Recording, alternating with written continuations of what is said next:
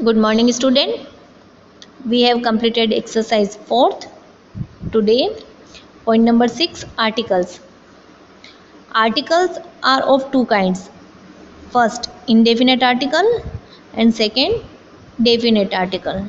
Indefinite articles are two, a or n, and definite article is one, the.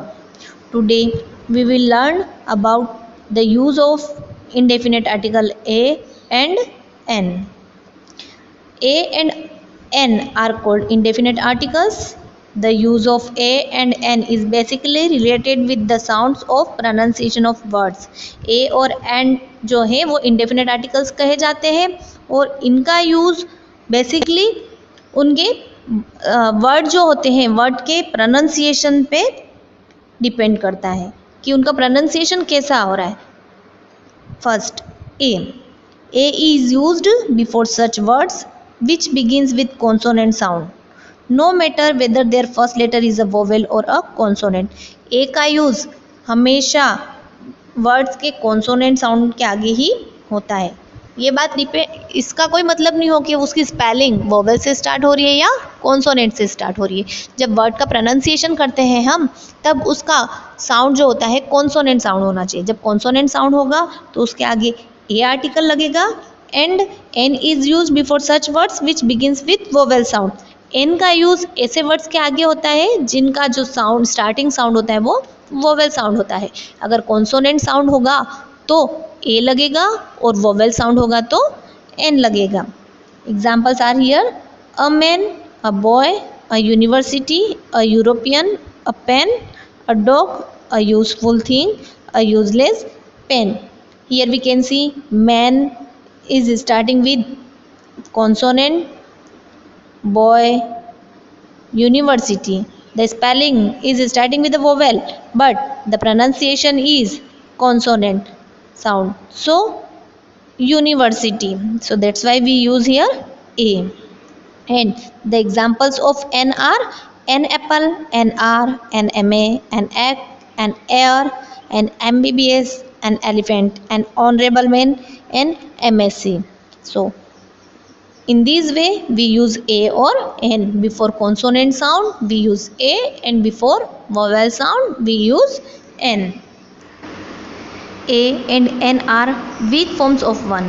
A और N जो होती है वह वन की वीक फॉर्म्स होती है. इट मीन्स A और N का मतलब एक के अर्थ में रहता है. जब कोई भी नाउन वन होता है तो वहाँ पर हम उसके आगे A और N का यूज़ प्रोनाउंसिएशन के अकॉर्डिंगली लेते हैं. These are use before countable singular nouns. A और N का यूज़ हमेशा काउंटेबल सिंगुलर नाउन के आगे ही होता है. These are not use before uncountable and plural noun words. Uncountable और प्लूरल नाउन वर्ड के आगे कभी भी ए और एन का यूज़ नहीं किया जाता है. Material nouns, proper nouns and abstract nouns are considered uncountable nouns and therefore a and an can not be used before them except for some specific situations. जितने भी अनकाउंटेबल नाउन होते हैं उनके आगे ए और एन का यूज़ नहीं होता है, और जितने भी मटेरियल नाउन, प्रॉपर नाउन और एब्स्ट्रैक्ट नाउन होते हैं उनको भी अनकाउंटेबल गिना जाता है. इसीलिए उनके आगे ए और एन नहीं यूज़ किया जाता है. सिर्फ कभी स्पेसिफिक सिचुएशंस हो जाती है, कोई खास सिचुएशन होती है तभी वहाँ पर आर्टिकल लगाया जाता है. The use of a and an can be understand on the basis of the following points. यहाँ पर कुछ पॉइंट्स दे रखे हैं, उन पॉइंट्स के हिसाब से हम ए और एन के यूज़ को समझ सकते हैं. First one, before the countable and singular nouns which are used for the first time. ऐसे countable singular nouns जिनका यूज़ फर्स्ट बार हुआ है उनके आगे हम ए और एन लगाते हैं. First, I have a book, मेरे पास एक बुक है. शी लिव्स इन अ हट, वह एक झोपड़ी में रहती है. He saw an old man, उसने एक बूढ़े आदमी को देखा. Fourth, mister Sharma is an umpire of this match. Mister Sharma जो है वह इस मैच के एक अंपायर हैं. Second, before such expressions which signify a business और प्रोफेशन. ऐसे वर्ड्स जो होते हैं जो बिजनेस या प्रोफेशन व्यक्ति का व्यवसाय बताते हैं उनके आगे ए और एन यूज़ होता है. First, she is a nurse, वह एक नर्स है. शी इज़ एन इंजीनियर, वह एक इंजीनियर है. Neeraj is a doctor, Neeraj एक डॉक्टर है, और she is an actress. Here in first और third sentence a article is used. Why? Because the pronunciation of nurse is starting with consonant sound and doctor also consonant sound. In second and fourth, an article is used there because the pronunciation of engineer and actress is starting with a vowel sound. Third, before such expressions which signify price, speed, repetitions, etc.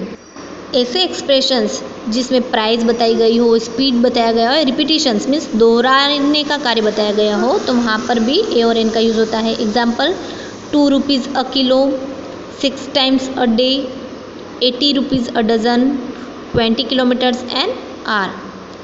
Fourth point, before numerical expressions, numerical expressions के आगे भी a और an लगता है। Half a dozen, a lot of, a great deal of, a great many, a quarter. Fifth, before singular adjectives words which come in exclamatory sentences. ऐसे singular adjectives जो कि exclamatory sentence में आते हैं वहाँ पर भी a और n का यूज़ होता है। First, what a beautiful flower, what a pretty color, what a cold day. Sixth, before abbreviated form of degrees and post, जितनी भी पोस्ट होती है और डिग्रीज होती है अगर उनकी एब्रीविएटेड फॉर्म होती है, शॉर्ट फॉर्म्स होती है, तो वहाँ पर भी ए और एन आर्टिकल लगाया जाता है।